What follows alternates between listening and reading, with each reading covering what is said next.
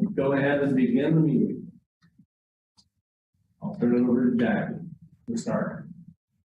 Hi, everybody. Welcome to the August Parks and Rec meeting. For our call to order, is there anything, Roger, that you need to say for the city? You're getting used to the old 1-2, Jackie. Yes. Thank you, Chair Becker. Good evening, everyone. I'm Roger Steinbrock, and I'll be the MC for this evening's meeting. I have a few housekeeping items for tonight's meeting. Please remember to mute yourself during the meeting when you're not speaking. The chat function for the public meeting is disabled. All chats will come directly to me. Unless you're participating during the meeting, please turn your video off. This allows the active meeting participants to be seen on the screen.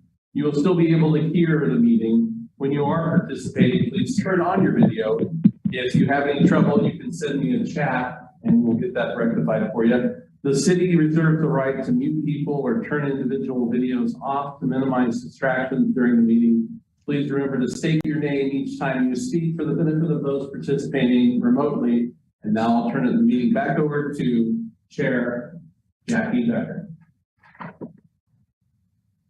Thank you, Roger.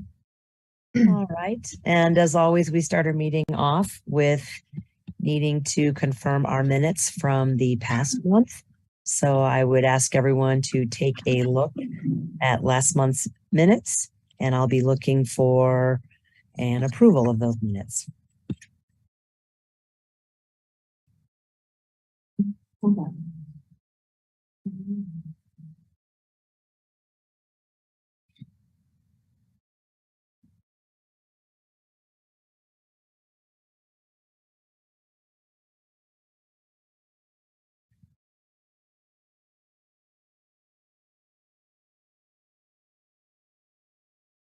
This is Amber Nickel, board member, and I will make a motion to approve the minutes.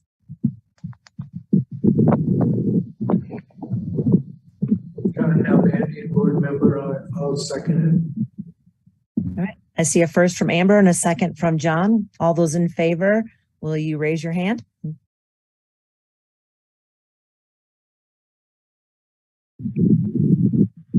Or for those on Zoom, can you please say aye if you are not connecting? Oh, there's Andrea. Okay.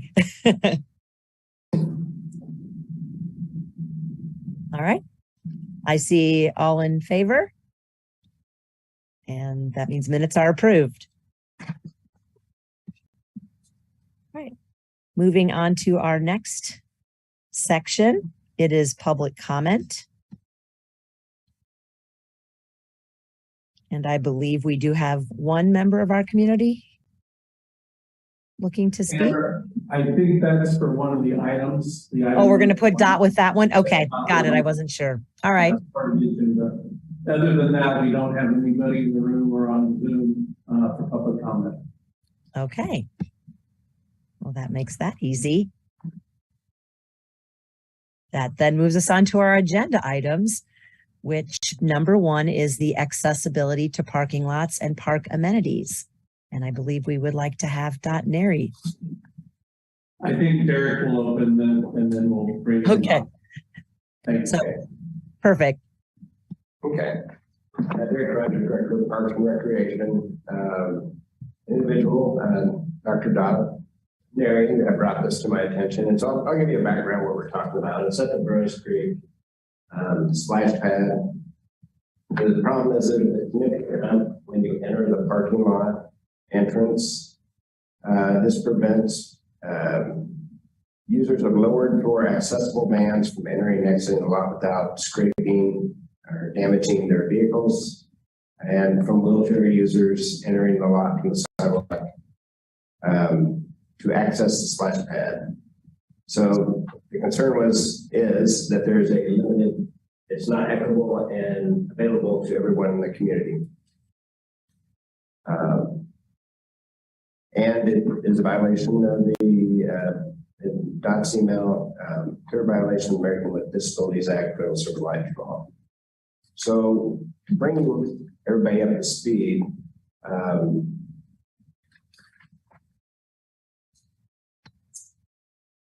big picture is we're fixing this in September. Correct. So we have $24,000 to fix the lot. And that will eliminate the hump when you drive into the parking lot. We did have spaces marked.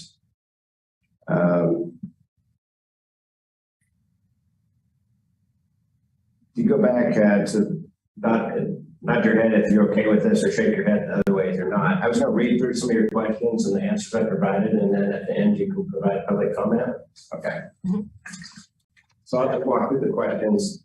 Why was the parking lot open before the parking complied with the Americans with Disability Act accessibility guidelines? So why is the splash pad being open before the lot complies?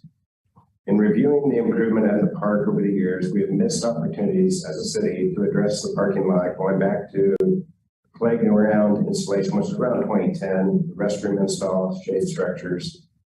The parking lot in question, this is Burroughs Creek splash pad and the playground area,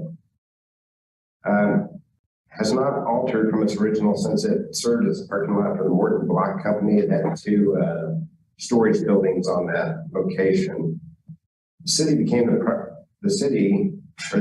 city property prior to the Burroughs Creek Trail being developed in 2007. Since that time, the playground, restroom, shade structures, and splash pad have been added surrounding the existing lot. Speed hump, or the speed hump is the entrance. It's not a speed hump, it's a hump that shouldn't be there at the parking lot. Just as a city, we missed it. It was identified earlier in the year by Livewell, so that was brought to our attention about a year ago. More than a month ago, we had design work created to fix the accessibility of the entrance, which is getting fixed and will be done in September. Okay, question 2. If the contractor did inadequate work that does not meet code resulting in the entrance barrier, why were they not required to fix it immediately as taxpayer payment? Okay. So there was an issue with the splash pad when they poured the concrete. It couldn't exceed a 3% grade at the splash pad itself.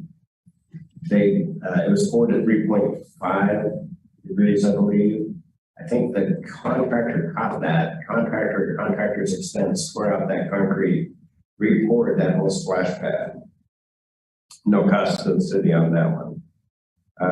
As part of all these projects, we just didn't identify the parking lot.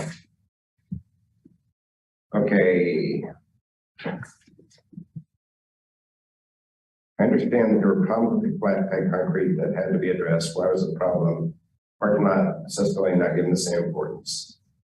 During the CIP budgeting process for the construction of the splash pad, there wasn't money included for the parking lot and entrance when it was initially bid. That's prior to us, I believe, discovering that there was an entrance problem. That splash pad took over 2 years from start to finish. That sound about right, Mark? Yes. When we started this project, it's taken a while.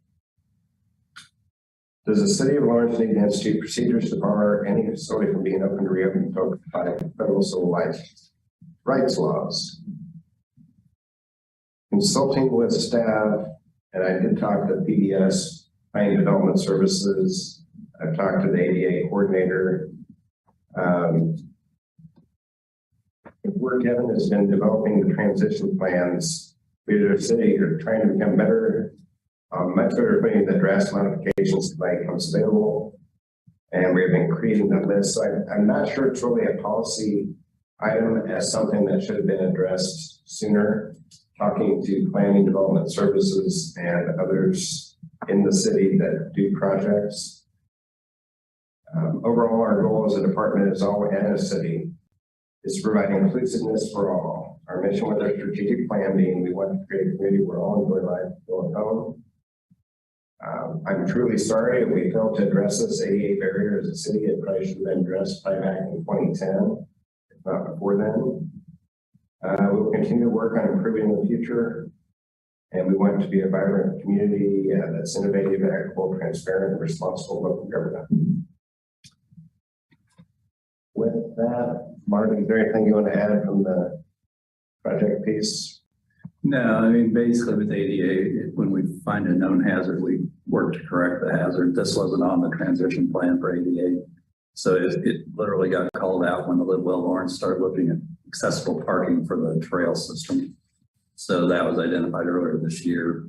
So when we look at ADA, we think about if you're in the parking lot, how do you get to the feature? We hadn't really thought about how does the van drag the hump going into the parking lot. So Yeah. I feel like we're good. When you're in the parking lot, you can get to the restroom, playground, and the spray park. What we didn't look at was the scraping of the van going into the parking lot. So that's the deficiency that got identified with the Lidwell Lawrence group looking at our system there. And they were actually looking at access from that parking lot up to the trail system, not the system that's in that park. With that, does it go back to the advisory board for questions or public comment? Well, I mean, in terms of this agenda item, she brought it to our attention, so I let her. There, Director of Parks and Recreation, Dr. Mary, it's all your report. Okay, I don't get addressed by Dr. Neri that often, so that's exciting.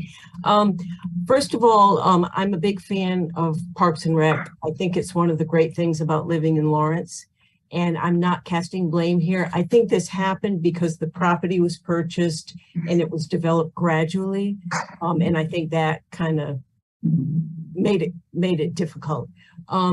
I've been concerned because I haven't been able to use that lot to access the trail.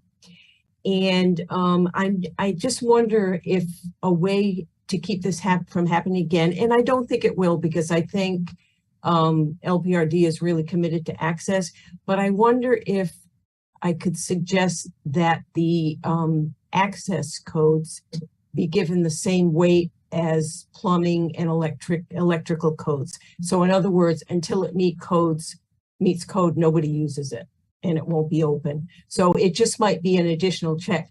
I also think that we've got a dedicated ADA person now in Evan. We haven't had that before. So I think there's more capacity to address barriers. But that was what I wanted to say, that could we look at access with the same importance as electricity and plumbing or other codes, and that might prevent this from happening again. But I view Parks and Rec as an ally, and I think you do great work. And again, that's one of the good things about living in Lawrence. So I just wanted to make sure you knew that.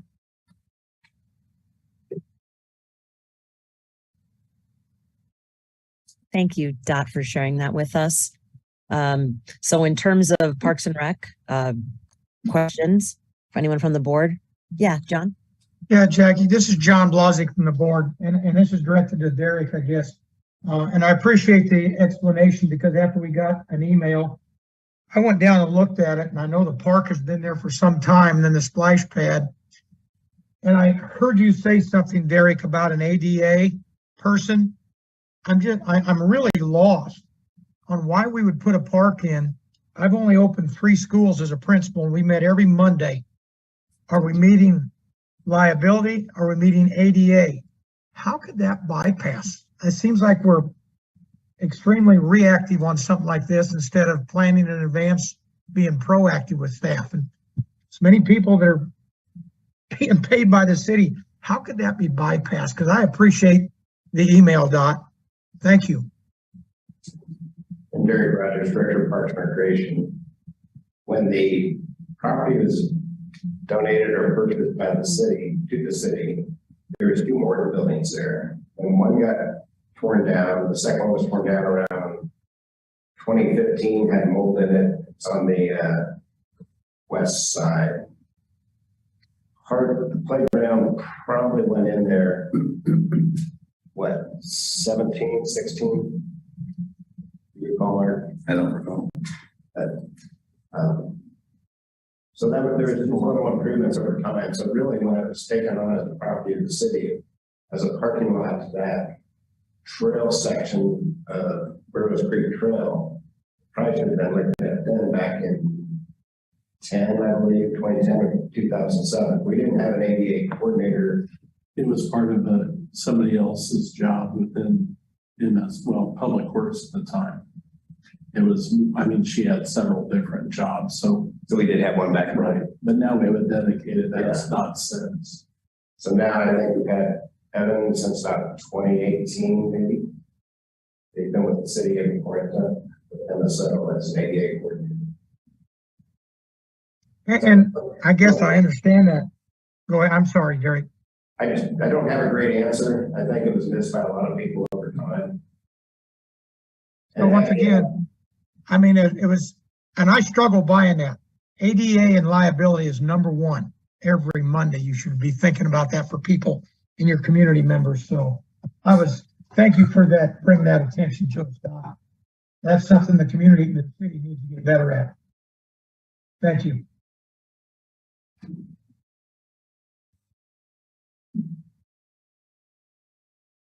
Well, thank you for the opportunity to bring that up, and thanks for your response. And again, I think it was an oversight. No one expects to see a bump like that at the entrance. So, but I just think maybe looking at ADA guidelines the same way we do as other codes might be a solution in the future. So thank you. Thanks, Dot. So what is the possibility when it comes to Parks and Rec and codes? Is that stuff that has to go through city commission or city management and planning in regards to having consideration for ADA as equitable as plumbing and things like that? Mark Eckert, Assistant Director. So all of our projects now are going through a site plan review process. So everything's submitted and looked at in the normal planning process, just like any building would be. So in that process, this wasn't identified as an issue. So again, you know, they looked at the splash pad, the parking lot. Did we have the right number of stalls? Was everything at the right slope? Were the sidewalks at the correct slope? They looked at the project itself, but they didn't look at access to the project. So I think it was an oversight. And like I said, Don was honestly the one that pointed it out. Once it's pointed out, it's an obvious thing that could be fixed. So, you know, we're not perfect. I think we do a pretty darn good job on nearly everything. They're trying to predict, hey, that's going to be a problem. Let's fix that before we even start. So this to me is one that we can easily fix. We just need to basically have time to get it and a contractor to get it done. So. The only thing I would like to add is that lot was open before there was accessible parking installed. So I went to use the lot last October and there was no place, even though I got in and I scraped the bottom of the van, I don't think there was a place for me to park. I don't think there was accessible parking then. So I'm just asking that when anything is opened, all the criteria met for access. This is Marilyn Hull, board member. So on the site review, can accessibility be specifically added? And not only accessibility within the site, but accessibility to the site. And I want to speak for planning, but that's part of their criteria looking at all site plans. So, you know, they're looking at everything from elevation of pad, is it above the floodplain? What's the slopes on all the sidewalks? Are there enough stalls? What's the slope of the parking lot? So I think they have a pretty wide range of things they're checking on. This, for some reason, didn't get flagged either at the design phase or at the plan review phase. This is John, a Van board member. So this issue obviously goes beyond Parks and Rec.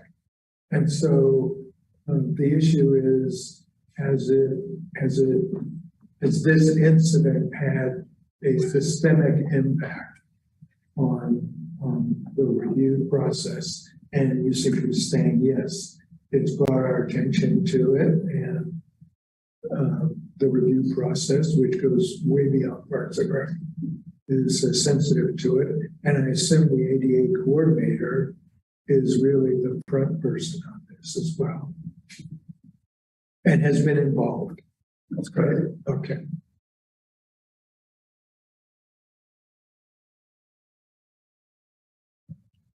Right.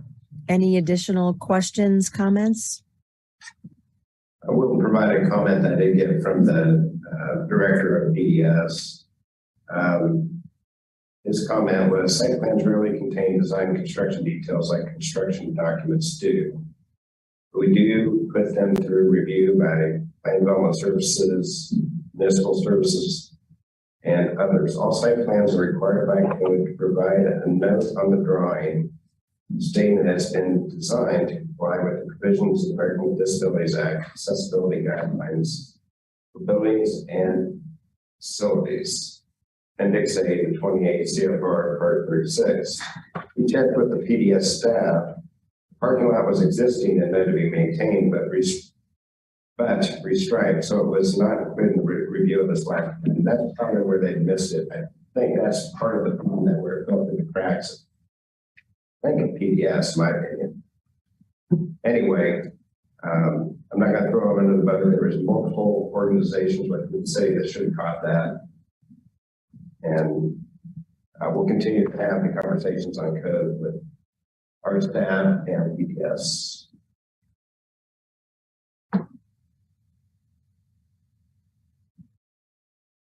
Thanks, Derek. Any other comments or thoughts? Thank you again, Dot, for enlightening us and definitely letting us know about a huge error in accessibility, and let's work to get that fixed right away. So Thank thanks. you. Thanks for your time.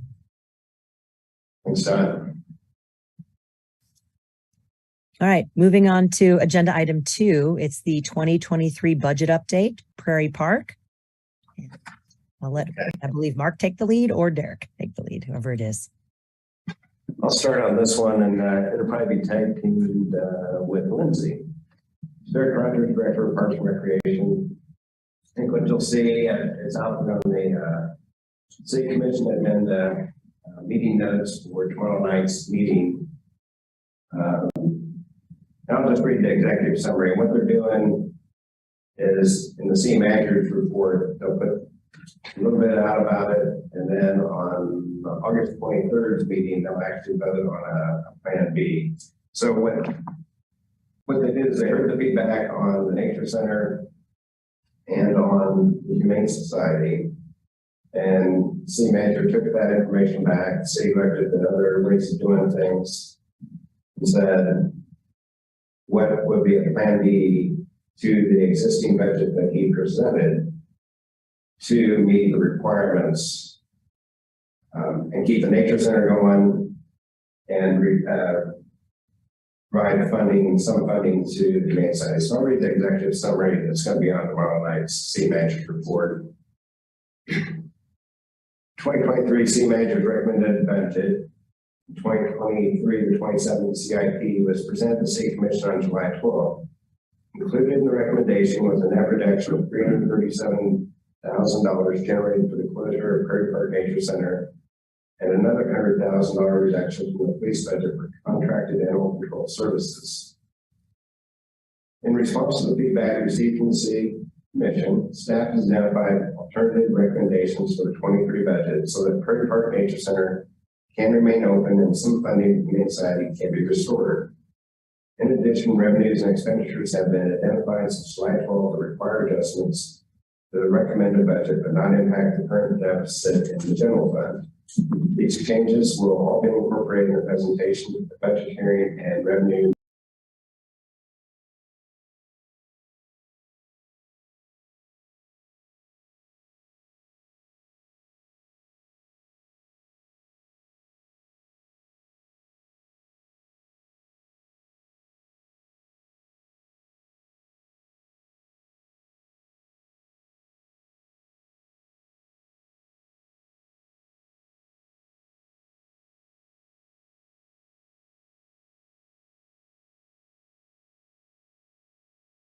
And city manager met with them as a staff. We talked about priority-based budgeting and how that could be changed and things they could do to look at the key performance indicators to potentially change the rating from a tier 4 program to, say, a tier 3 program, which is great. And that should give more insulation in case, as we love environmental education, the community likes Nature Center, obviously. So we've got that going. There's also a lot of synergy surrounding Prairie Park Nature Center. And our goal is to have an open house, and also meeting out there the other day was Lindsay and Annette Dagan. And I think we have some folks on the advisory board that would like to be involved on an open forum and brainstorm with the public on ways that we can increase revenues and look at the services we provide on that agency. But we need to come up with something that is financially, structurally sound in the long term for that program. I believe the cost recovery pyramid that was approved by the advisory board and the city commission, a supervised staff facility should recover 25%. The pandemic was a very difficult time. All of the budget revenues across the divisions were lower. I believe in 21 that it was roughly 10 to 11% was what the Nature Center brought in revenues. So that we need to focus on getting an increase for the 2022 budget. They're looking at an 85% subsidy. So we need to work on changing those numbers. With that, I'll pass to Lindsay on Prairie Park. Yeah, I mean, I think Derek covered most of it, but obviously we had a great response from the city commission meeting and a lot of the public turned out in support. So we definitely want to continue that momentum. And like Derek said, I think our next step is going to be planning an open house. And we want to bring members of the public out and meet with staff. And we want to talk about, you know, what are they looking for? What do they want to continue to see? And, you know, we'll do some surveys and talk through changes that we're seeing on our end. And obviously that's going to come with fee increases and possibly changes to the hours or availability of programming and things like that. And so, you know, we definitely want this to be a group effort with the community and work together. And like I said, really kind of take that momentum and the support that we already have. And I think they've already brainstormed a lot of good ideas, some ways we can really improve communication and things that we're able to offer to keep it going. So that's our first step is the open house. And then, you know, we'll be looking at implementing some, you know, changes to our fee structure and things like that to help support the Nature Center as well as our Parks and Rec, you know, programming in general. It's definitely across the board. They're not alone. It's not just the Nature Center. It's definitely it's going to take all of us and all of our programming to get to this 1.3 million revenue increase for next year. Mark Hager, Assistant Director. I might add a little bit to the big picture on the budget. So our total general fund budget is about $18.8 million. Of that, about 6.3% is revenue. So as Lindsay said, we're moving the revenue target up pretty high. So we're increasing it basically 30% over what we were budgeted this year. So that's going to impact across the entire department to gain that extra amount of revenue. So expenses have gone up, revenue's gone up. But what the good thing about this is our tax support, if we pull these numbers off, our cost recovery will be better than we budgeted at this year. This year, we're budgeted a 74% cost recovery total department. If these numbers happen, we'll be at 66% cost recovery. So that's the tax support versus the fee support. So it's moving us in the right direction if we can pull it off. But of course, raising fees 30%, where everywhere, some places, not places, that'll be the challenging part for staff. And trying to accomplish these numbers is going to be a pretty big challenge, I think. This is John Nalbandian, board member.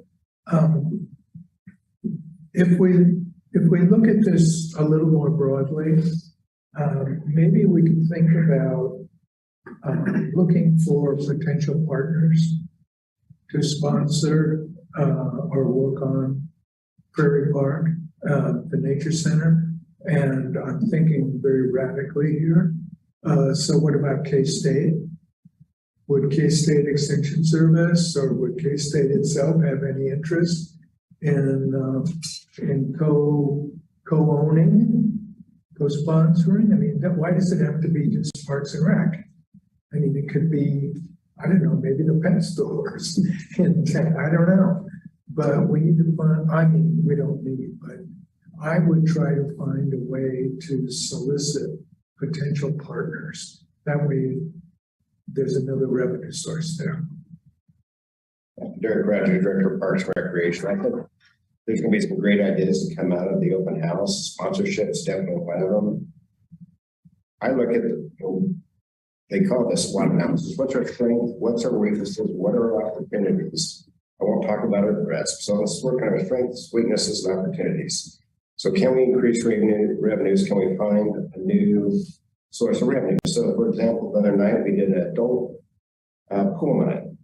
So the demographic of the young kids leave at 5. We open up at 5:30. A whole new demographic of the community comes out to the pool. So there's a new revenue source that well exceeded the subsidy amount of the lifeguard fees. So there's opportunities. And so we're talking Prairie Park. They could host 5K runs. They could do sponsorships for the animals, sponsor an eagle, sponsor a ferret, pancake, I should say, sponsor a prairie dog. So there's cost recovery that, based on fees. And then there's how do you reduce expenses? So if you can't get there with the fees, then how do you provide this?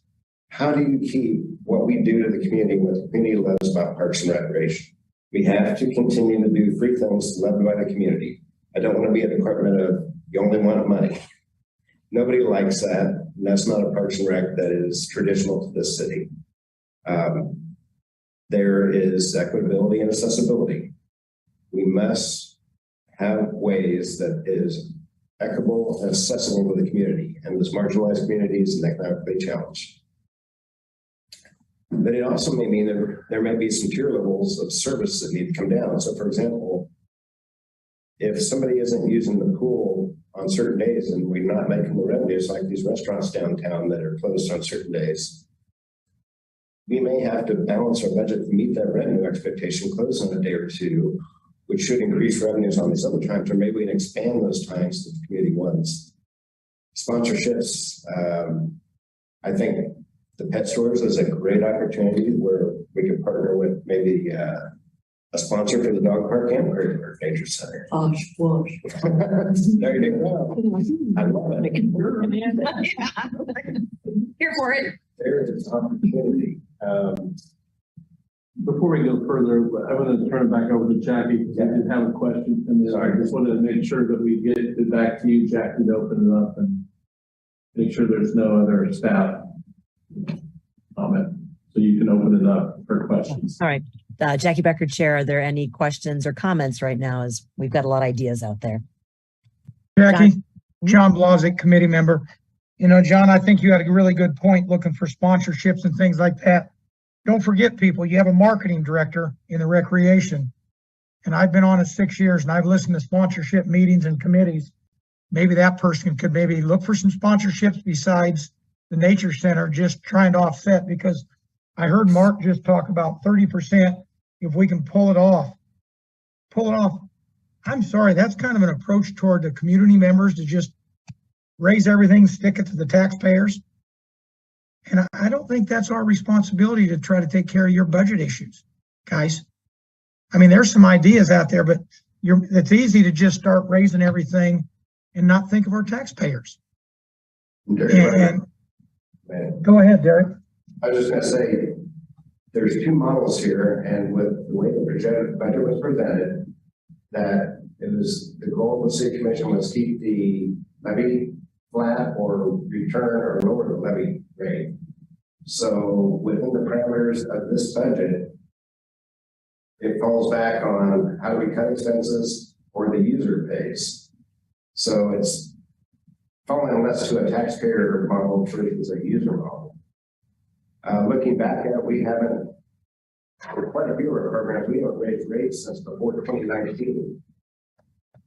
Yet there's a lot of things that happened, and so we were going to have some rates raised in fall of 19, early 20, pandemic hit. We put that on hold for the community, focused on the health and wellness of the community. So now as we come out of the lockdowns with the impacts of limited access to our facilities, we need to get those revenues back. I totally agree with you, Derek, John Blozick, but I've also not heard something. You know, I asked you a couple, 3 weeks ago about your numbers, how many kids are participating. And one thing I know, when your numbers drop in participation, you probably have to make some staffing deletions. Maybe you don't need all the employees you have and 7 directors, but you know, in a lot of businesses, when they start putting their numbers to what they've had before COVID, after COVID, if your numbers are lower, why do you have that many employees?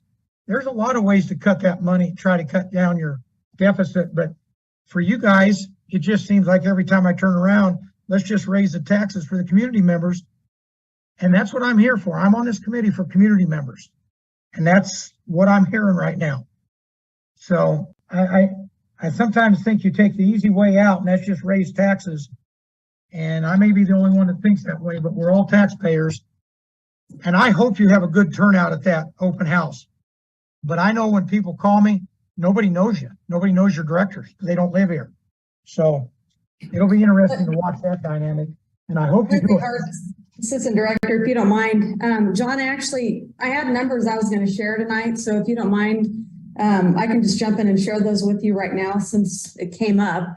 I did look at participation numbers over about the last 4.5 years since we're obviously halfway through 22. Back in 2018, our annual participation numbers were at 21,344. And then in 2019, it dropped a little bit down to 20,515. Obviously in 2020, it's dropped significantly down to about 7,800. But we have actually been working our way back up. Last year in 21, we were at 13,654. But this year's numbers so far through July, we are at 11,200. And so that's halfway through the year. If we, can possibly assume that we would double that, we could get back to 22,000 for this year, which would actually be higher than 2018. So that was actually really good news when I was able to run these numbers and just kind of see how we compare, just kind of watching the dip through COVID and then coming back out of it. We actually feel pretty good with our participation numbers right now. And this is John Blozick. Lindsay, thank you so much for those numbers I called. I appreciate your accountability on that. And I hope the numbers come, because in the school business, when I lose 50% of my student body, I have to eliminate staff. And I know that's not fun to do, Derek, and you're the director. And sometimes you have to look at the facts. So I hope your numbers come back. But I struggle when your numbers have dropped on participation and you want to still keep adding staff or bringing staff in, or directors, sometimes you have to make some tough decisions on staffing, which will help your deficit. So thank you, Lindsay. That was greatly appreciated. What I thought the numbers would be like. So I hope they finish out strong.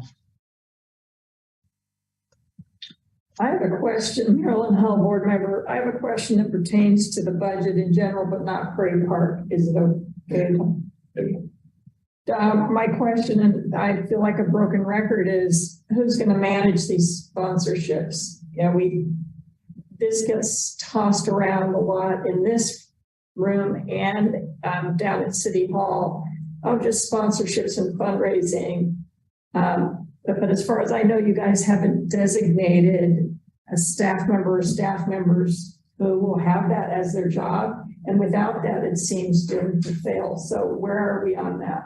So prior to Kent became a part of this, Roger has been doing sponsorships for a long time. And LMH is a great example of that. That is a big contract. Maybe 3 years, 2 years. No, it was for 5 years. Yeah. 5 years. And we're working on 2 year. 2 years now. Before at SPL, they had sponsorships on the wall, which was driven by a program by a supervisor. She started it, I believe, and then we took it over on the management of. So those are small, but they add up. So there's a big contract that is worth substantial dollars that's been managed in Roger's office. In talking with Prairie Park, I can go out and talk to some big company, Housewash. I'll talk to the big company of Housewash and some other big companies that deal with pet food and Lawrence and see if I can't get one. But I need that staff to maintain those relationships, because I won't always be here. And you won't always be here, and Mark won't be here, and Lindsay won't be here. What do you mean by what staff needs to maintain those? The program staff? So like at the Sporting Pavilion Lawrence, if they've got 15 plaques that bring in $1,200, $1,500 a plaque, they should have that relationship to manage those 15 sponsorships. That's just in one facility. Next step in Roger Steinbrock Communications and Marketing, or communication and events, sorry, I get my new area different. Anyway, what Derek's talking about, and it's like the wall next to the gymnastics room that we've done from my office has actually been tossed around again. It used to be in the recreation side. And he's talking about the building operations supervisor, which would be Taylor, would be the one that would be responsible for that if that's the way we're moving. And from conversation last meeting, Lindsay had mentioned that Kent has been doing stuff as well. So that's, you know, we will be working together to kind of, you know, create a team of people. And when he talks about building staff, it would be like Marty, the nature center supervisor. That would be kind of help that relation. Now, from the marketing standpoint, there are things that I can do, and that's the newsletter and all of the collateral pieces that help to foster that relationship. And of course, I would be involved in that too. As you know, over the years, I've kind of gotten bogged down with lots of different duties and wearing many hats. Now that I have a larger staff, I think that we can maybe expand some of that and help out with the marketing. What I'm trying to do is to get the events started with them, and then I'll be able to move up a little bit and do more of that, you know, the face time and developing, cultivating those relationships and helping the staff do that as well. To me, it just takes time. So I would say, you know, this first year as my staff kind of gets their sea legs under them and I, you know, can operate with them and still continue to do other things. I just see it as growing, that we have a lot of potential. And I know, John, you'll say that potential doesn't yield things, but at the same time, I think that fostering and development takes some time. And in any relationship, it does take time to build those core things that are going to help us for the future and propel us to the future. And having additional time, from my standpoint, there are things I can do on the marketing side that have been somewhat dropped in certain respect, because the focus, again, what's the most important thing at the time that I'm doing them. So I always look for my leadership from my director and kind of go from there. As needed, you know, I drop things and then move over here to do it. So I think it's basically getting that staff, and as we add in these other boards and things, trying to find that synergy and the work that we all can do and helping me to kind of give up some things. I think that will help as well. And Lindsay Hart, Assistant Director, Maryland, to also jump in on that. I've been working with Kent and Annette, our two recreation operation managers, and I hope to kind of help play a role in sticking with that and looking for more sponsorships. We want to pursue more things. And now that we have some more staff in place, we feel like we can start having our supervisors like at SPL or the Nature Center reach out and do that. And I think together I can work with Roger and our managers and we can oversee this together. So again, we're kind of seeing how we can work together as Roger gets acclimated in his new role and his staff. And Marilyn, I would say another segment of this that I can kind of show as a guide is our rec track system. It's our enrollment management system that we use, our database.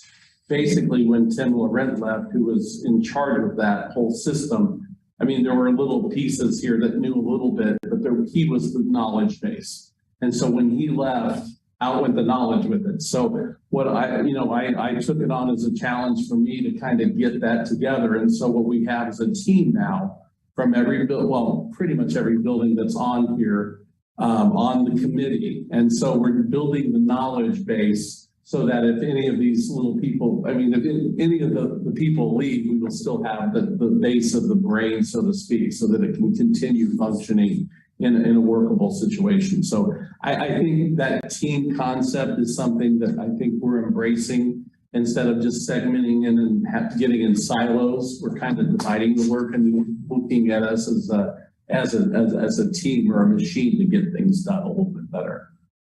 That's all great to hear, and I hope you'll consider accountabilities for staff as well, that it's part of their performance evaluation to bring in sponsorships or whatever, because if it falls under other duties as assigned, we all know what happens to that stuff. I totally understand. So if we're making a culture change, I'd really encourage you guys on the management side to formalize it, set goals, track them. Right.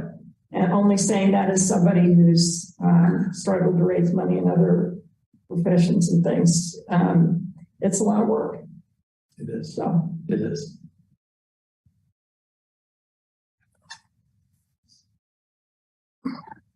Jackie Becker, any other comments or questions regarding the budget and Prairie Park?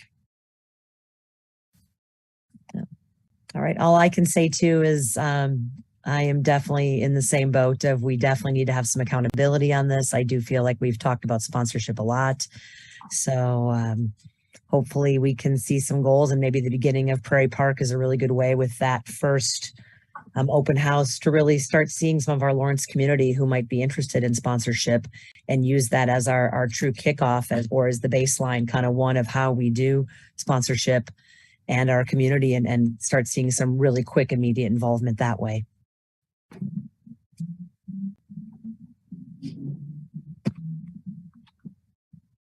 If no other questions or comments, we will move on to agenda item 3, which the I.D.E.A committee met a few weeks ago, and I would love Pat and Amber were along with me on this meeting, and I would love for one of them, I believe Pat's going to take the lead and talk about some of the things that we discussed and put together while meeting. Yeah.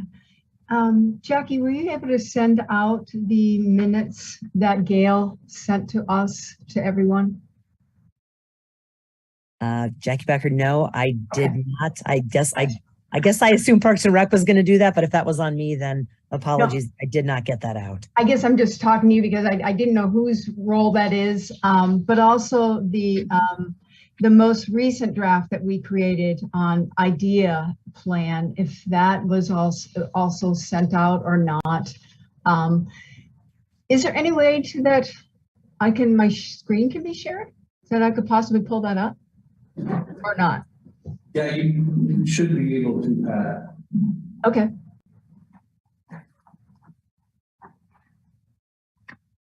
So I will try to share. There you go. Is it shared? Okay, sweet.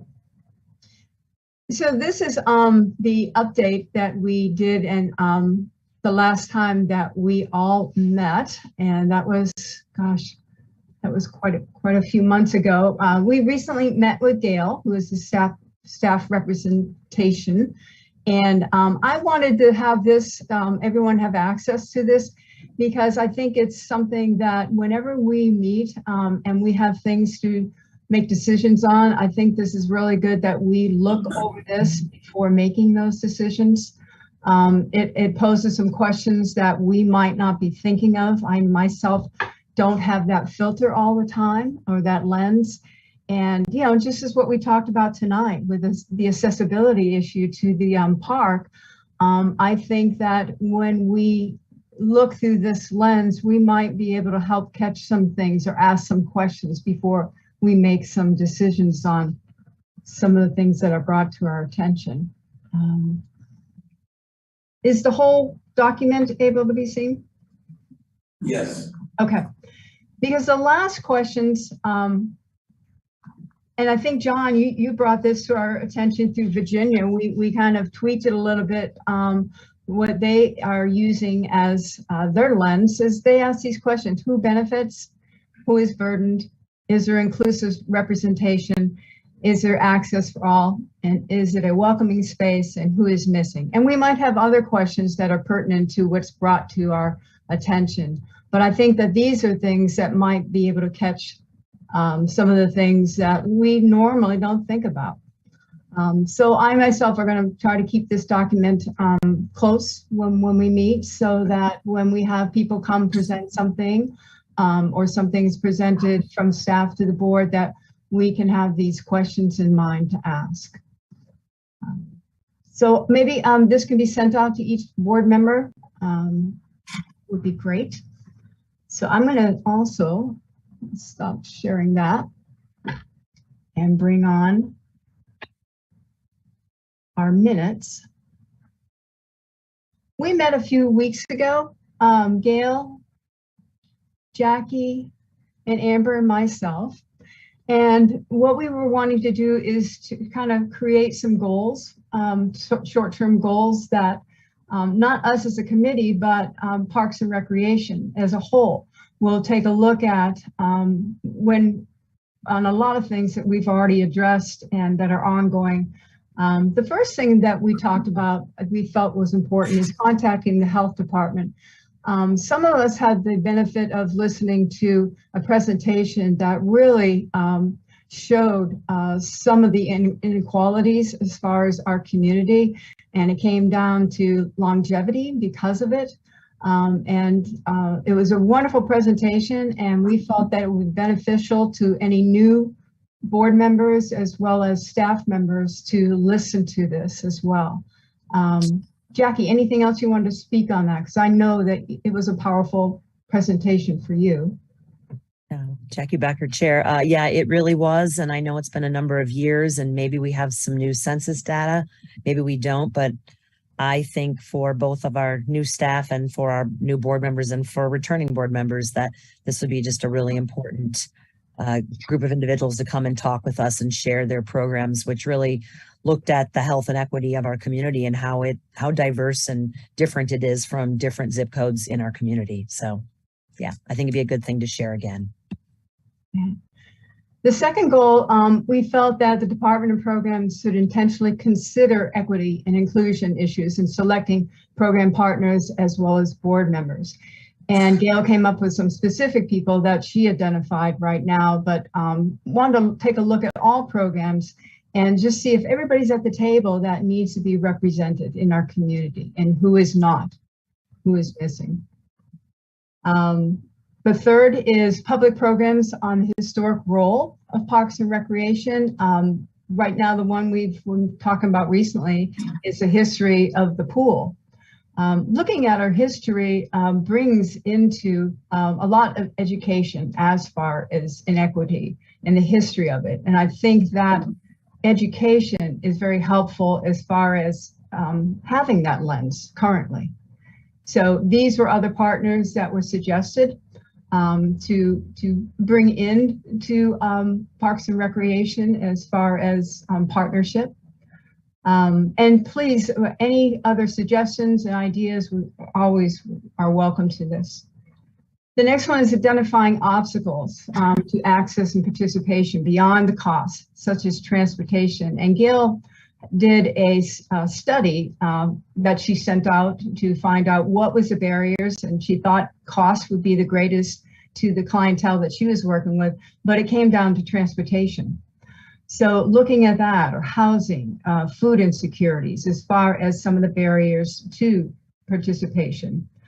Identifying departments and sources, funding resources, other city departments, such as the Lawrence Transit, as well as community partners as the school system for the lunch program. That was another area that we identified that is going away, and that creates a great problem as far as inequity to access to food.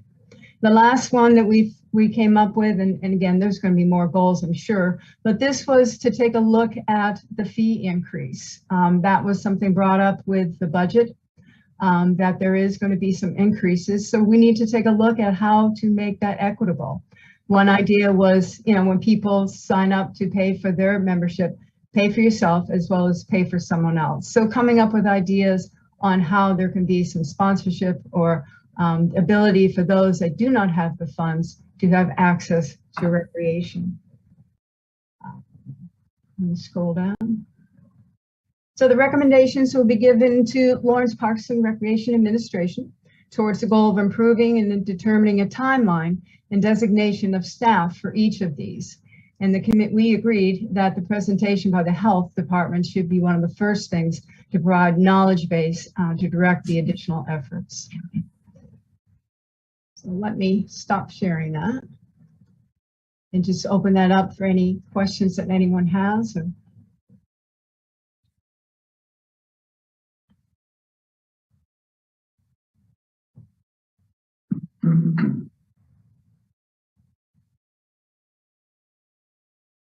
Jackie Becker, any questions or comments from anyone? All right. Well, Pat, thank you for sharing our presentation. And, obviously our first thing on the list was trying to get the health department to come on in and give us a presentation. So I turn back to you, Parks and Rec staff, and I'm hoping we can get that on the books for one of our upcoming meetings.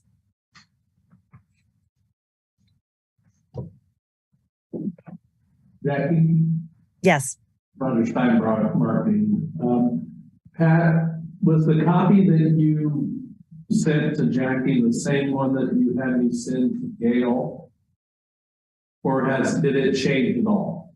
It had changed. I found, Okay. yes. Can you email me the latest version and I'll get it to the board for you?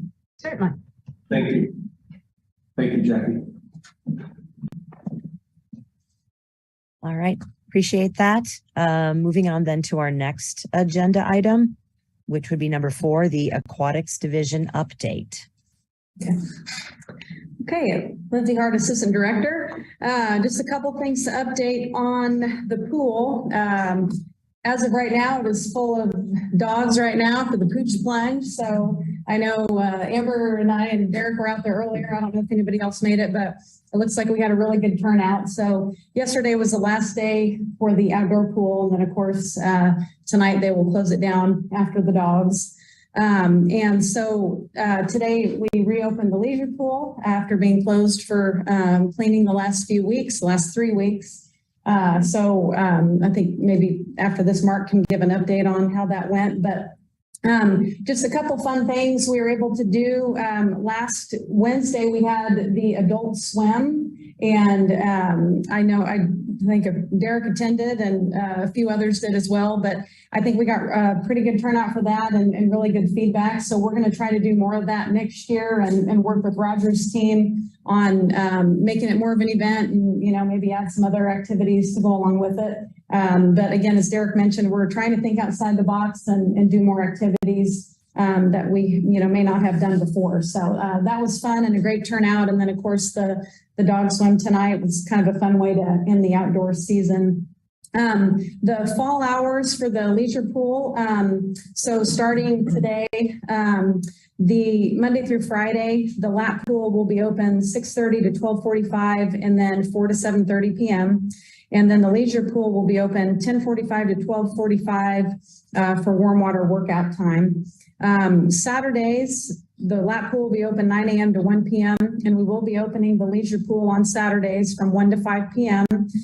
It'll be the leisure pool only, no diving boards as of right now, but they are looking to at least get it open on Saturdays. We're going to hopefully start doing birthday parties and things like that. So that was one thing we were excited to be able to offer. And then Sundays, the lap pool will be open 1 to 5 p.m. We are going to also start swim lessons on Saturdays after Labor Day. And as far as aquatics, that's really about it for programming. And I don't know, Mark, you want to jump into? Can I say something? Yeah, go ahead. Roger Steinbrock, communications and events. The website, the incorrect hours, lap swimming hours weren't on there. There was miscommunication between aquatics and my office. So that has been updated. And so the hours should be reflecting that they're open. It was not as of this afternoon. I was done late this afternoon. Yeah. Lori emailed me, I think after you probably had brought it to their attention, I think. So. Mark Ecker, Assistant Director. So the maintenance shutdown we do annually at the indoor aquatics gives us the opportunity to go through all the mechanical systems. So if you think about it, those pumps run 24/7 during the whole season. So when we shut it down, we have the opportunity to go through all the pump systems, the heating systems, all the UV sanitation systems, and actually pull everything apart and see how mechanically we're doing.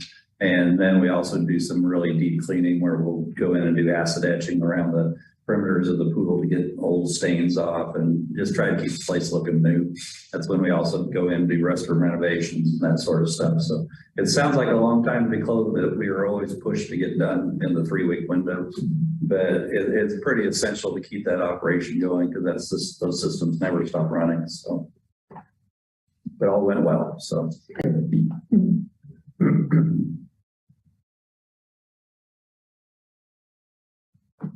Jackie Becker, Chair.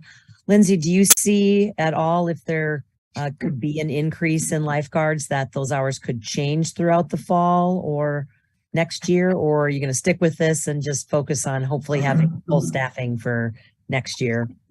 Yeah, I think they're, for right now, this is the schedule that they were able to come up with for what staff they have committed for the fall. They are still kind of waiting to see how some of them are students and still kind of waiting to see how schedules fluctuate. And I think their first priority would be if we're able to get a few more staff, they would try to open both areas of the pool on Saturdays. So right now it's going to be lap pool in the morning, but leisure pool in the evening. I think the next step would be to try to keep both open. And so I know that's kind of on their radar, and then it would be to add leisure pool on Sundays. But again, it's all kind of waiting to see availability. And again, even when you're looking at total number of staff, some of them are only available one day a week. And so it doesn't mean that, we can completely open everything back up. But I'm constantly talking to them, asking questions and getting updates. And I know, we're still getting applications in. And so it's definitely high on our priority list and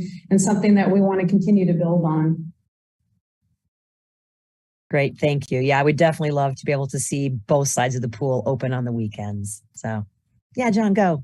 Jackie, John Blozic Committee. Hey, Lindsay, have you had any luck with the public schools? We talked about that. Have you discussed that with them, or teaching WSI in their swimming classes?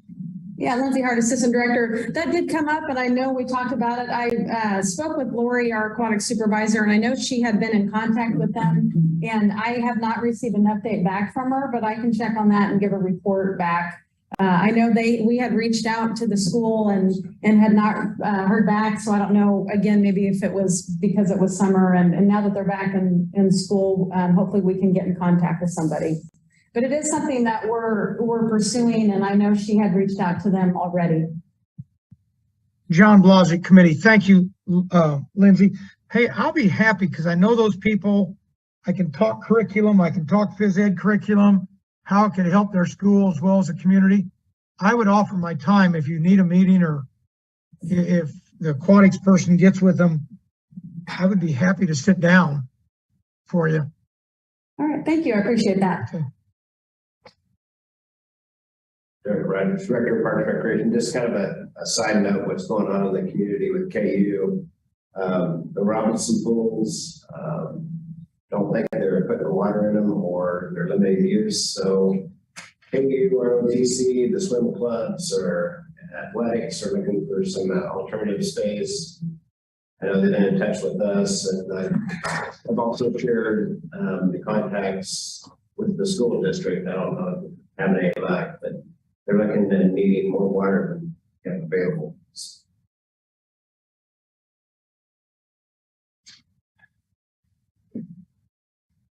Derek, could you repeat Maryland Hill board member, they're not, Robinson pools are going to be closed? Derek Rogers, Director of Parks and Recreation. That's what I believe so, or they're unusable for KU recreation. Okay. So we have, in the summer, I know that KU Swim works with us, and I think they're also hunting for space. But I know that the ROTC, maybe ROTC, and I believe it's the KU Swim Club is also looking for water. Interesting.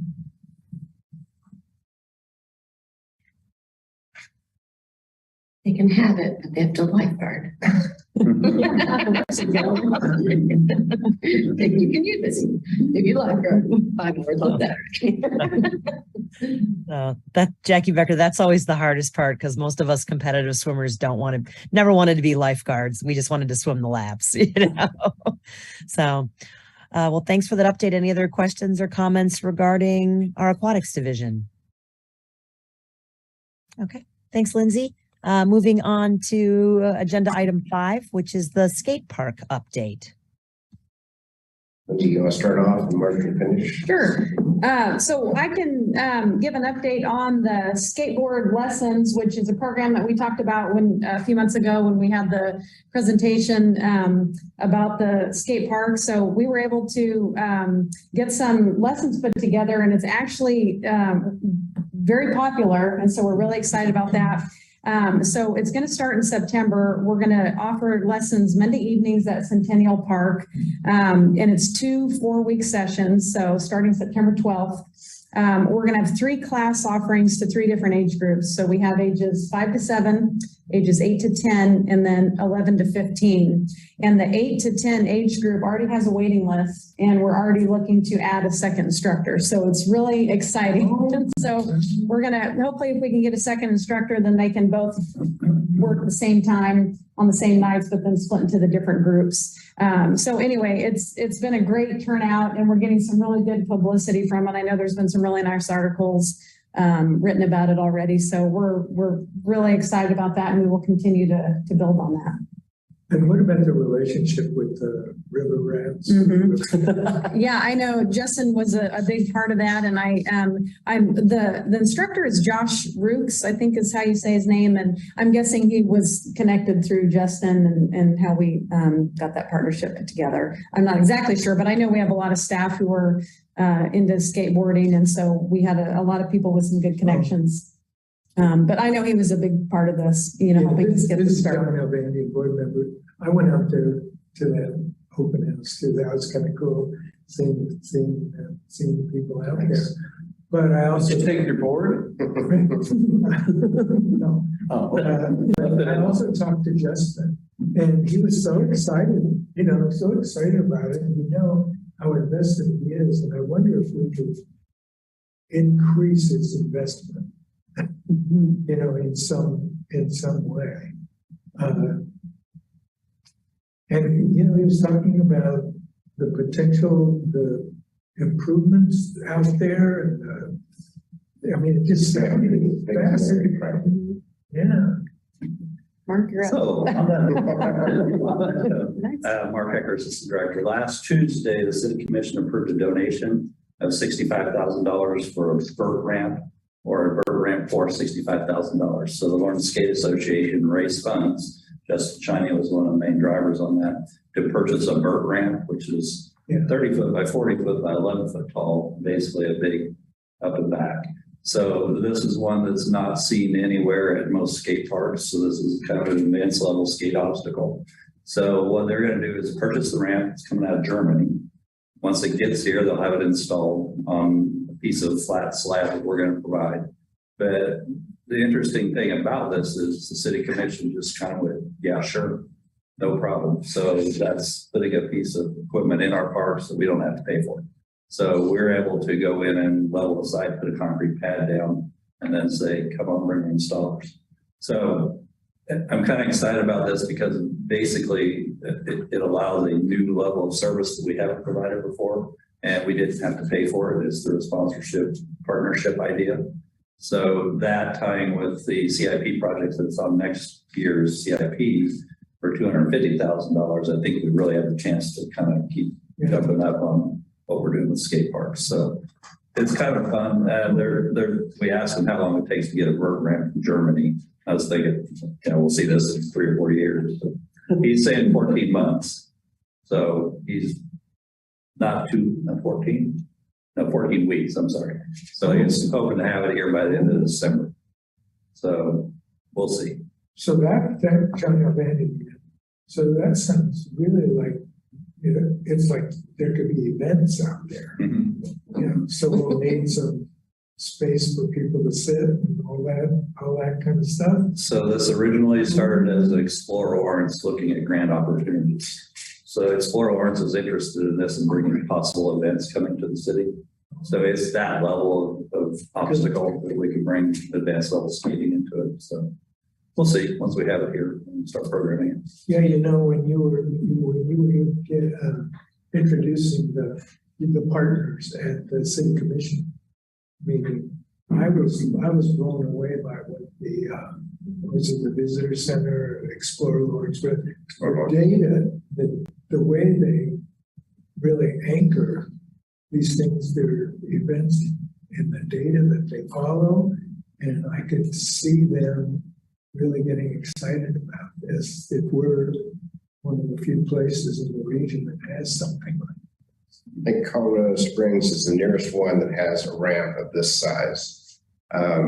Explore Lawrence was looking into it was American Rescue Fund type of grant that was awarded this to the state, so it can apply to the state. But in that data, 30% of the visitors to a destination item must come from outside of 100 miles from the city. Oh. So you'd need a way to control that, and in an open free flow event, it just didn't meet the criteria for the grant. That's too bad. But this will be a huge draw in the city, and even our skate park is a huge draw in the city. People come here, they go visit our restaurants, they go downtown, they spend money here, and that helps us out with tax dollars. So granted, they may be driving in from Dalton, Missouri, or Kansas City, or Topeka. They're coming to Lawrence to use our skate park. Really? Yes. And they've been doing that for a long time. And they probably disc golf after. Maybe. There might be a little friction, I'm not sure. It depends. They actually get along amazingly well for occupying the same space, basically. In the design of the Vert ramp and our location, it will be north of the skate park. We had to actually meet with disc golf and say, okay, look, this hole's kind of in the way. Can we move that over and move this over? They're like, no, we'll just thread the needle. Yeah. It was kind of a fun conversation. The two groups each had their own perspective of what was correct. So Mark, do you want to discuss if budget is approved as submitted with the capital project, what that might include facilities? Yeah, so Mark Ecker, Assistant Director. So the skate park addition is I think it's $250,000. Yeah, it's $250,000. So what would allow us to do is complete the whole south half of the skate area that we've basically left undone. So we've kind of built that skate park in phases. We did a phase earlier this year that did about $40,000, but there's a third of it that hasn't been touched yet on the south side. That, and then potentially we can expand the footprint maybe down to the east, down the hill. And then we may come back and see if we can light that Vert ramp we're putting in, because they won't have lights on it. So there'll be a community effort. We'll basically sit down with the skaters and go, okay, this is our money. We can't go over the number, but what do you want to do? So it'll be kind of fun. But that's what we did on the last version we did, but it was a long $40,000 ad. So this will be a little bigger piece. And Roger Steinbrock Communications and Events, I noticed out on social that they put out like a questionnaire. As they said, this, they're excited. I can see that in the social media posts that they have out. So I think they'll have a design before we even start. yeah.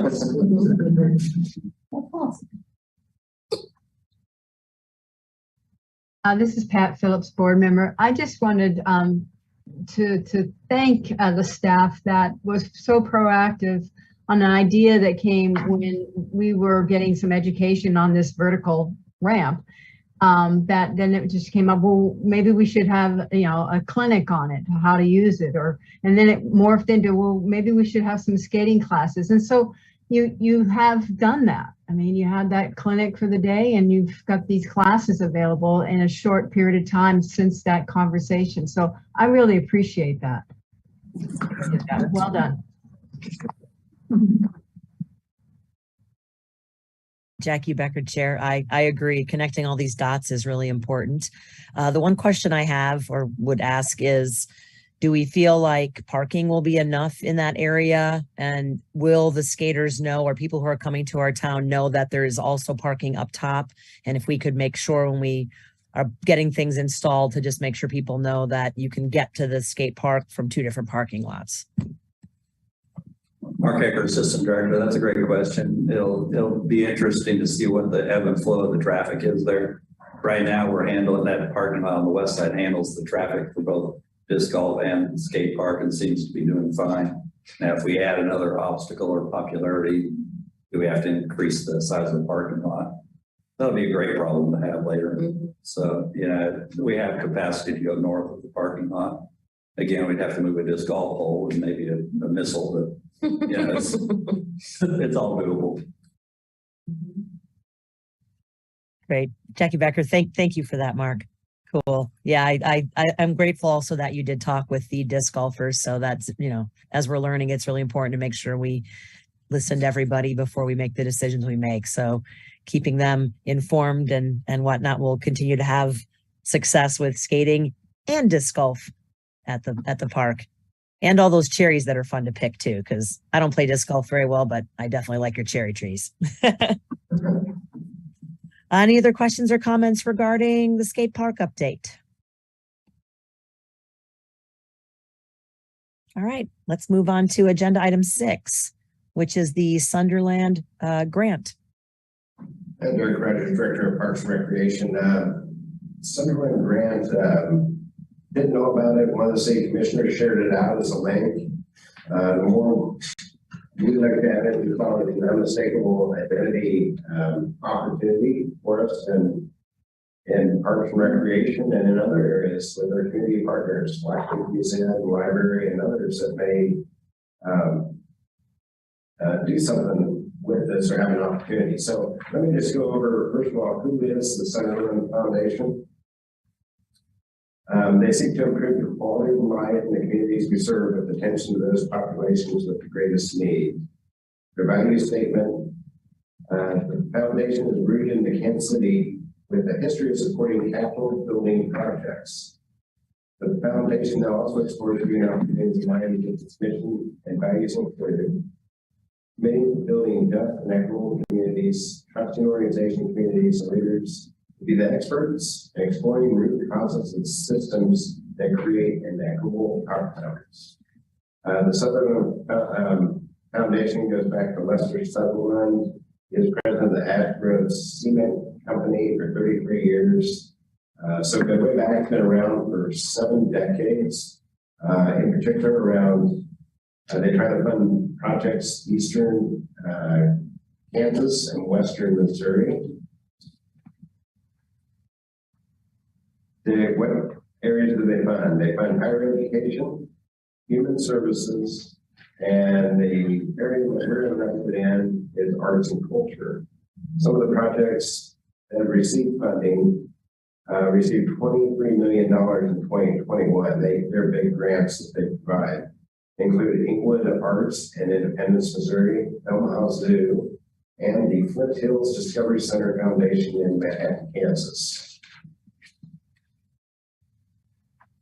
So, under the grant application, Marilyn, I don't know if you looked at it or not, but to me, it looked like something even I could fill out. So that tells me this is the kind of grant I really like. Yeah, I've actually completed an application with them that was funded for just food. Nice. So their grant application requirements awarded grants to registered 501c3 project organizations with a certain geographic scope or government agencies. They've funded a few Parks and Rec I saw in Manhattan.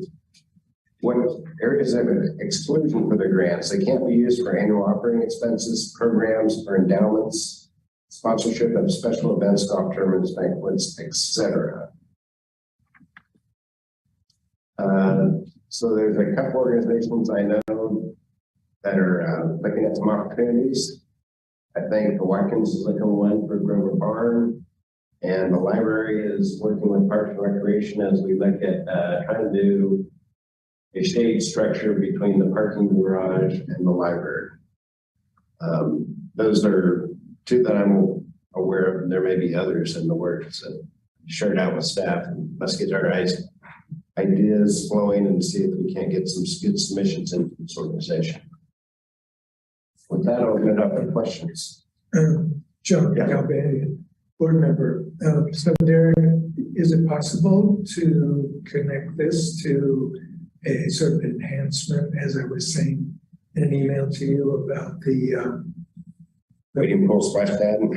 Not that, the sculpture at the new police station. Have you guys seen that? Mm-hmm. Oh, you gotta go see it. I mean, it's really something, and I think it could be a destination. I mean, I don't know what kind, but it could be the kind of thing where people would go and have lunch over there if we had a little park like. Do have an update for you on that. I was going to save it till the end. Oh, but yes, I do have an update to some of the questions on what's going on around the artwork at the North Place station. Okay.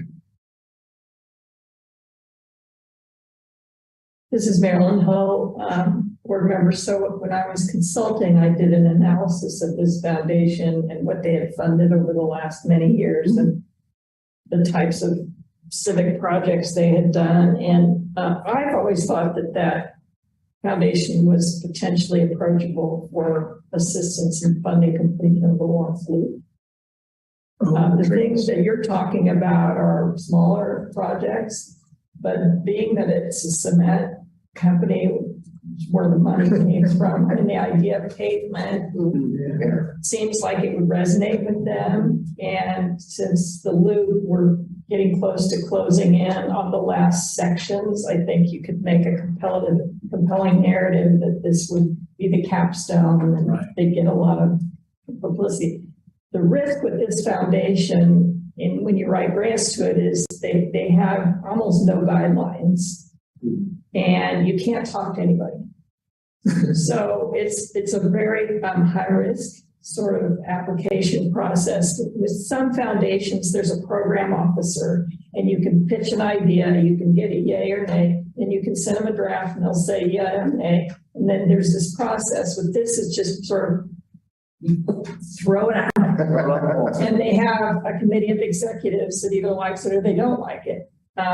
So I think it'd be very important if some groups are considering applying to really think what would be the most strategic application to come out of Lawrence and what is the demonstrated need for the amenity. Right. Yes, I agree. I think River Barn alone, earlier in the year, I saw an estimate of $3.2 million. It would take us approximately $80,000 just to have the building structurally sound. So then the question is, what sort of data could you cite as to the need and future use of this? Like with the project I helped Just Food with is that when they did their renovation 2 or 3 years ago, it was good from a grant writer's perspective because they had very compelling data that, you know, this is a highly demonstrated need. It's increasing over time. This place is overcrowded. You know, so just having a big ticket item isn't necessarily the formula either. It's what would make a big difference in this community. And I mean, I'm happy to talk with anybody else about that wants to visit about it, but I don't know if you really want to have 3 or 4 different entities in the city of Lawrence all submitting an application in the same grant cycle, because then they probably compete against each other.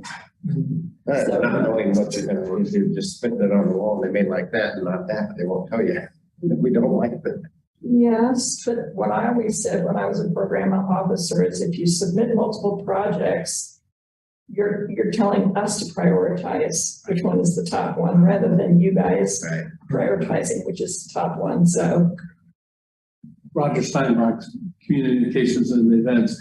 And to that point, Marilyn, I know there have been other grants that we were going to apply for to the Kansas Health Foundation, but there were other organizations in the community that were going to, and even the city commission said that we need to not put ours in, so we pulled those at certain times. So it does make sense to be more strategic. LMH has been the biggest awardee of theirs in recent years. I think LMH got into multi-millions for one of their capital projects.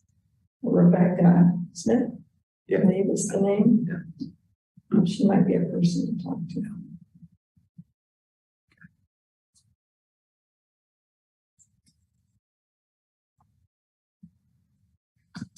Jackie Becker, Chair, thanks for your insight on that. Any other questions or comments regarding Sunderland? All right. Well, we're going to move on to item E, which is concerns of the board item of interest. So if anyone on the board has any thoughts or comments, speak up.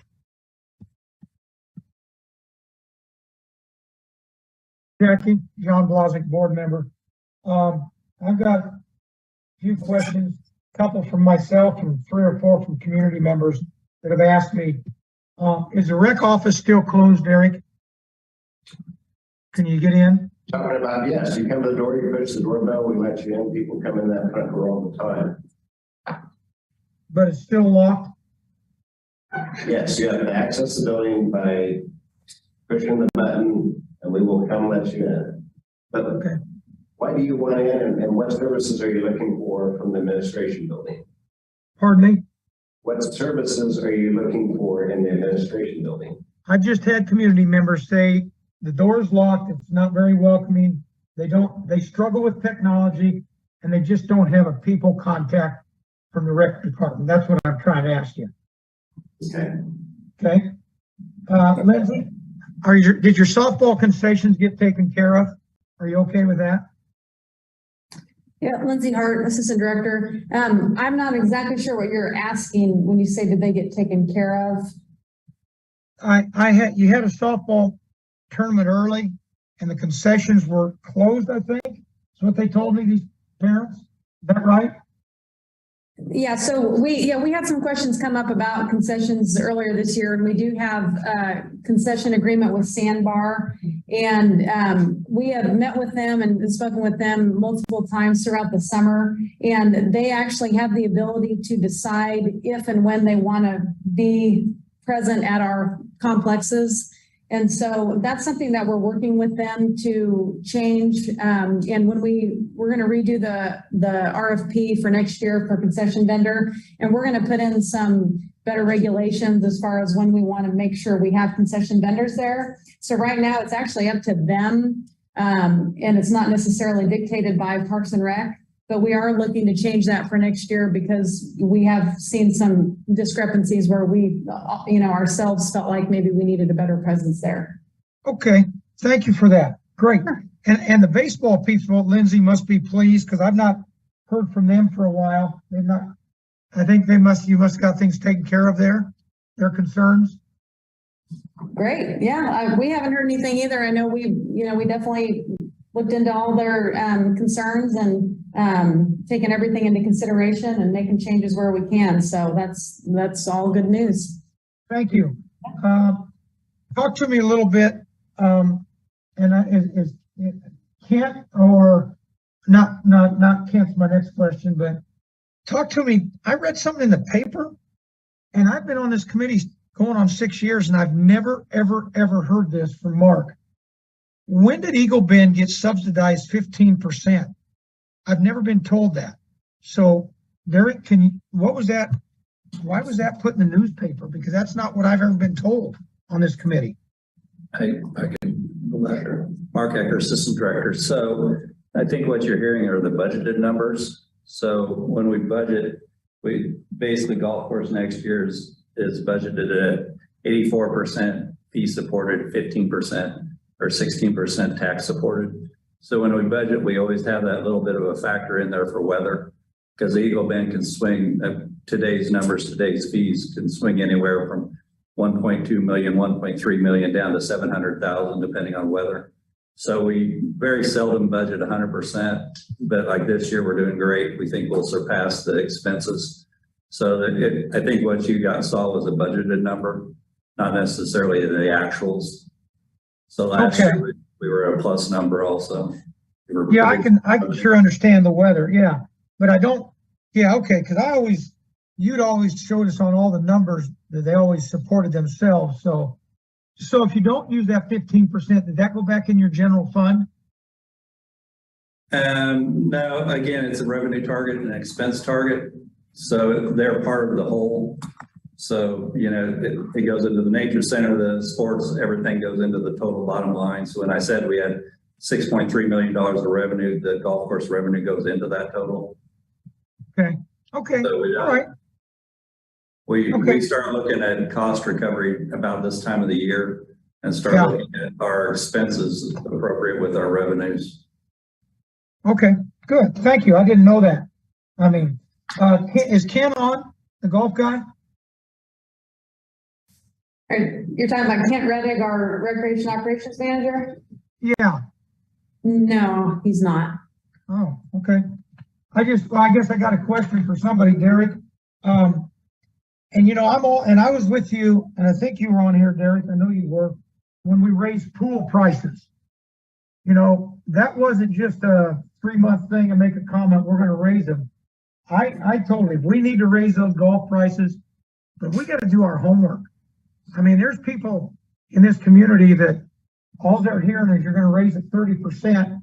And me as a board member, I know it took well over a year when you looked at pool prices before we raised them, maybe a year and a half. And is that gonna be done with golf and anything else, or you just gonna whack and stick it to the taxpayer and here you go? Is there gonna be any background work by Kent on what other Manhattan, Emporia, what they charge for their golf courses? Or are they just gonna stick it without any homework like we did with the pool? Can you answer that, Derek? They're doing a market analysis like they did with the pool on the fees. One thing that will be factored into this year's budget is golf expenses are going to be probably twice as much as they were last year. We're looking at probably an expense budget around $2 million, because now we're getting charged for water. So 85% is going to be a big number. Why water? I thought the city provided that water for free. Did you get your water for free? The city's charging departments for water also. So the fill the pool, the water athletic field, to water the golf course is the model we're moving to. Okay. Cause I just, Marker. No, that's accurate. And that's actually a change in philosophy over the last 3 years. So before the water was free for the golf course and the pools and the athletic fields, but as they look at the cost recovery on the utilities division, they're saying that we're providing you whatever millions of gallons of water at no charge. How do they account for that in their system? Sure. So yeah, it's a big number and it's kind of hard to look at. And the plus side of this is we're currently working on a CIP project. They'll take raw water out of the Clinton Lake Dam, and before it goes to processing, it'll come to us. So once we get that project up and running, which will probably be next year, then we'll get rid of that water charge. So basically it'll help us with our budget by doing a capital project, but it's a multi-million-dollar capital project that will put a pump station over by YSC and shoot water over past the golf course and YSC and the softball complex. okay. Well, I knew it was a free, so thank you, Mark, for the clarification. I knew that. I didn't know they started charging. I think something might be good for you, Derek. I think you ought to advertise you're doing a market analysis, because right now was never told that. I just thought they wanted to raise it and not take into consideration. And once again, you got a guy that looks over your golf and wants to raise it and then runs back to another town to live in. So talk to me a little bit about, Derek, what I read in the paper about priority-based budgeting. Do I understand this is what internal employees are saying? And are these the people that don't live in town? Is that what priority-based budget is? We got a firm, Resource X, that worked with the city and the different department staff. So we started with priority-based budgeting 4 years ago. So we started reviewing that. Now, Mark, do you recall if we had any public input on any of that, or that's just been internal to the city? I don't recall. I don't recall. I know with the structure, we brought it to the board. I know at one point that we, got their buy-in into the levels of where The different tiers. brought down to. So you made a comment, public input. Well, the public's what pays for it. And I'd like to have this explained more next month. Why do we ask employees that don't live in this town to have a say what we need to determine our taxes? That's just a simple little tax question. And my brain doesn't wrap around that. You know that? But when you have 6 directors that go home tonight in their car to another town, that concerns me. So can I get a little more explanation from maybe the mayor or the city commission on why they do that and not have public input? Because there's 9 or 8 of us on this committee that pay our taxes. And we're asking people from the outside to determine that.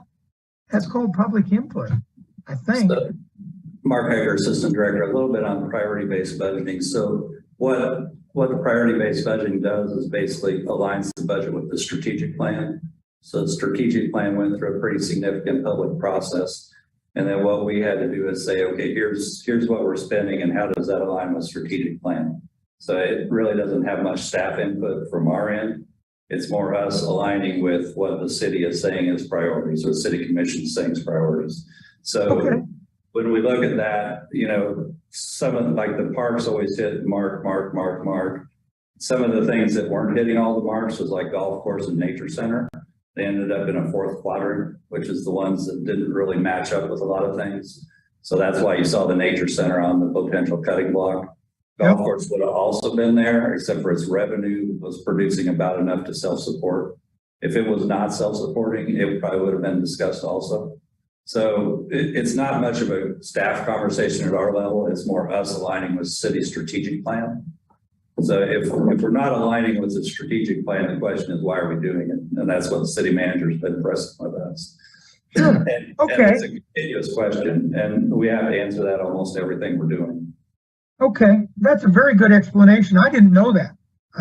That's good.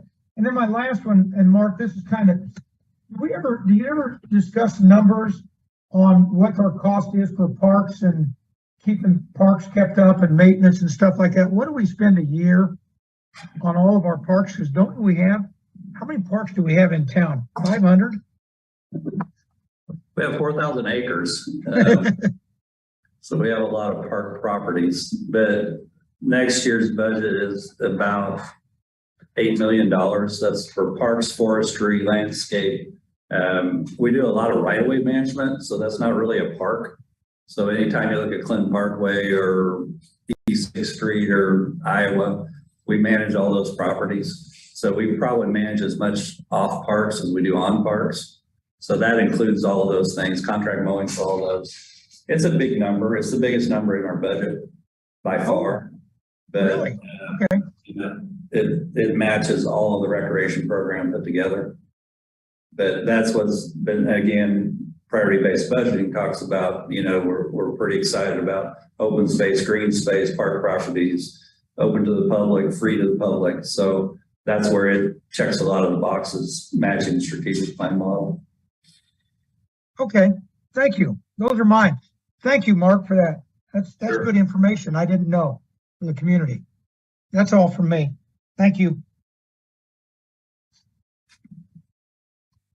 This is Amber Nickel, board member, and I just have a request. John, if you might consider reframing how you look at the employees that work for our city, because a lot of people can't afford to live here and work here, and it's really hard to employ people right now. So you mentioned it a lot, and I think you just need to consider there's a reason for it.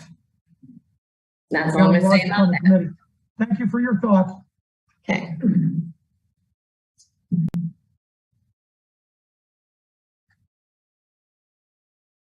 Any other additional questions, comments, concerns of the board for this month?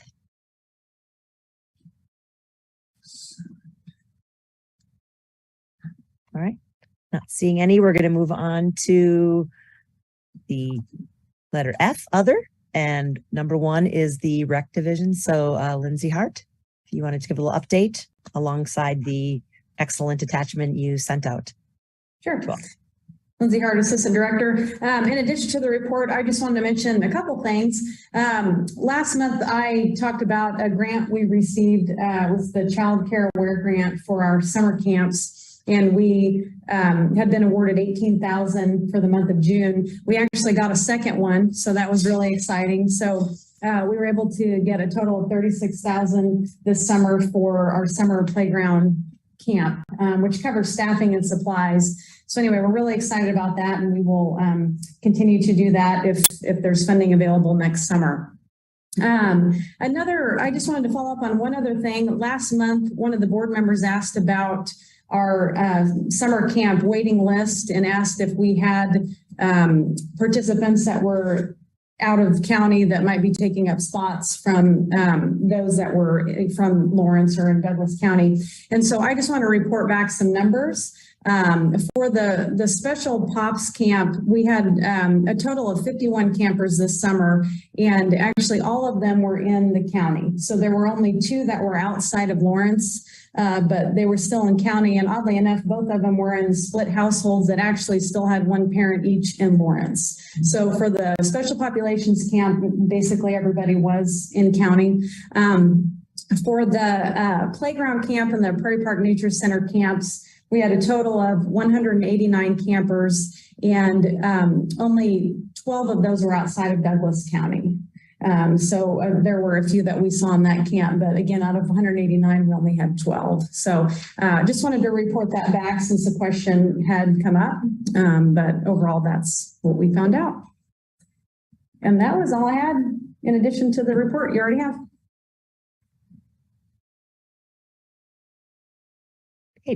Thank you, Lindsay.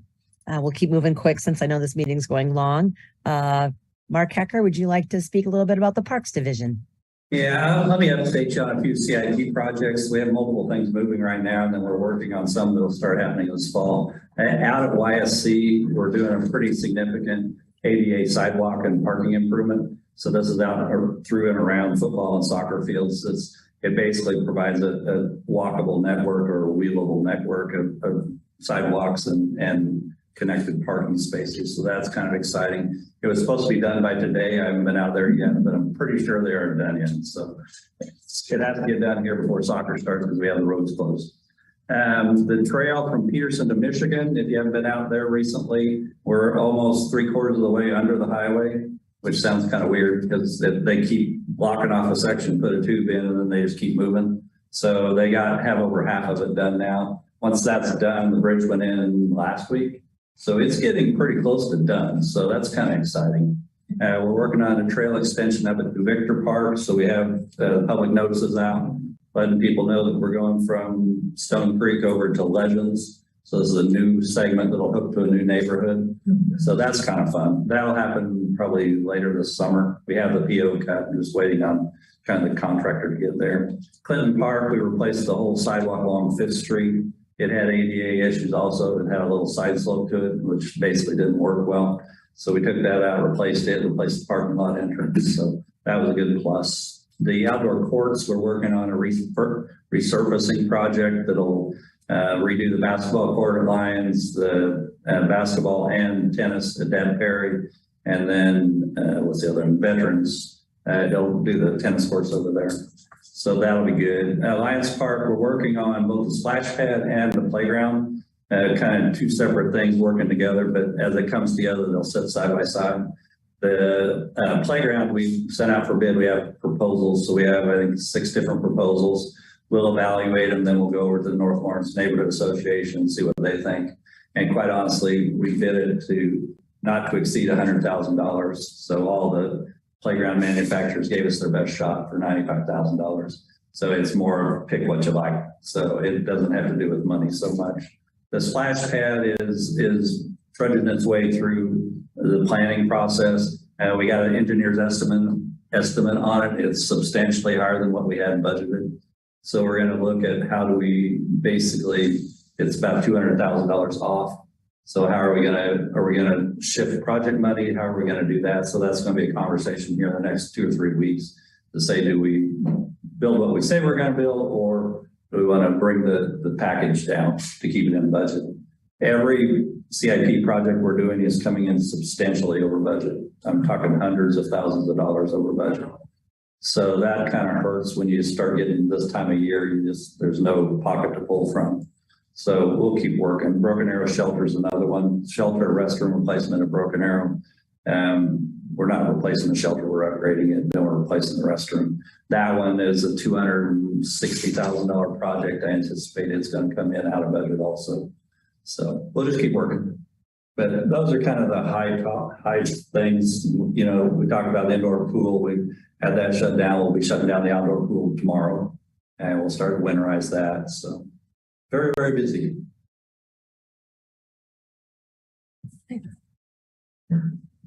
Jackie Becker, Chair, any questions or comments for Mark? All right. Thanks, everyone. I'm excited to see the finished sidewalk workout at YSC because when I was out there playing kickball, I knew it wasn't done. So excited for that one. Last but not least, of course, Roger Steinbrock, if you want to tell us about events and communications, please. Thank you, Roger Steinbrock, Communication and Events. I first want to say thank you to my staff, Peyton, for covering the June meeting, and Stephen for handling the July meeting, being gone for a month and a half, well, actually a month, or almost a month, and then coming back and then having to leave for another 10 days or 2 weeks in that respect. It wasn't fun. So I appreciate it, especially Stephen, who just come on board with my staff at that time to take that meeting on and help out with that. We are currently going around to other departments and the people that we work with in the right of way so that they can get educated as to what they look for in right of way events.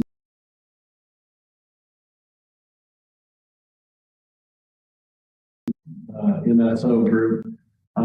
And then we're also working with outside partners, the Art Center, Watkins, we'll be meeting with some other groups as well, in between evaluating and getting some of the right of way things. And next month, I'll probably have a calendar for you that kind of shows what events are coming. We're also doing evaluation of special use permits in the parks that we continue to go on with until they close in October 30th to be exact, when we close the shelters or winterize them for the winter. And a couple things when I was doing the minutes for the meeting last month, I know there were a couple things that came up that I wanted to answer.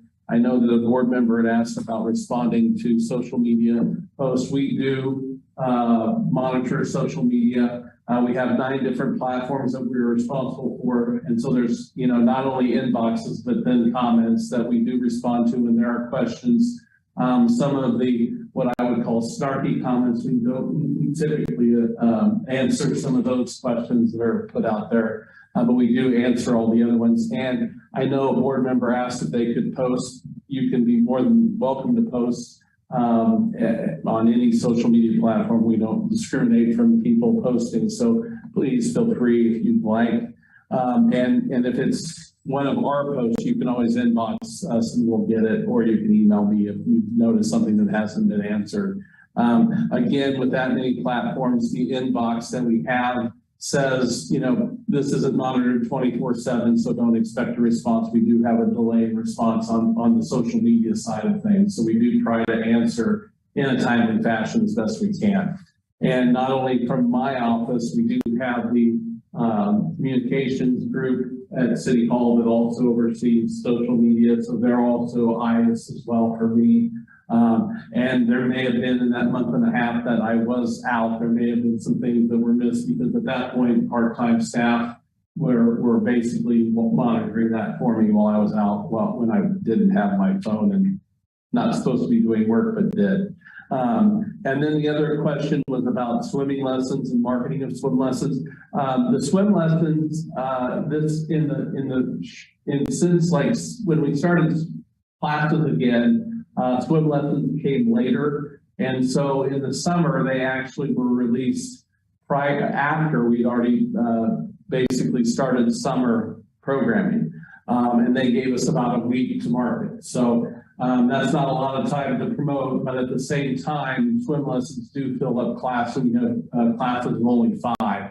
So it doesn't take much marketing. And to your point, I think, Marilyn, you were the one that were speaking to this. Yes, I want to make sure that, to me, swim lessons, I think Derek alluded to our conversation. My concern is the safety aspect of swimming safety for kids in water. And I just see that as COVID happened, we've seen a regression in that. So we've got to get people up to speed.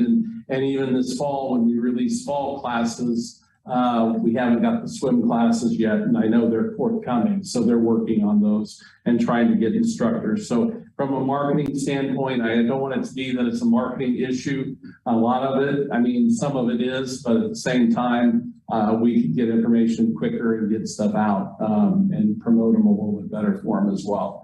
So I hope that answers the questions from last time as well. Thank you. Thank you.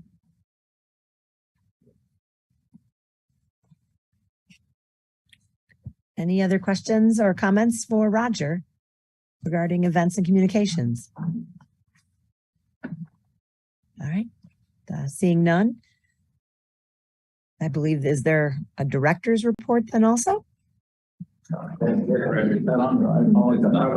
okay. Okay, I didn't see it on there, and I was like, wait a second. I saw holding your paper up there, Derek. So Okay. Thank you, Director of Park Recreation. I want to expand a little bit on the Lions splash pad. We'll be working on doing a community engagement. So there's all kinds of options, but we want to make sure that that is a transparent and engaged with the public opportunity on which way do we go on it? Do we downsize it? Do we defer it? How do we fund that? Because you're going to have multiple groups potentially involved, and we'll make sure that we engage them. I had another question about the Lawrence Police Station and the artwork. They're having a ribbon cutting on October 21st. Parks has installed 2 benches, and there's another 2 have been ordered for that pad around there. So that's pretty cool. They're also installing 5 trees, fescue sod around the sculpture. And the park manager wasn't sure of landscaping beyond that or the kiosk. Part of the police station, when it was designed, I think it was supposed to be with native grass, so you'll see some fallen grass over there. So that's what I have. I've got the world coming at me, so I'm open for questions.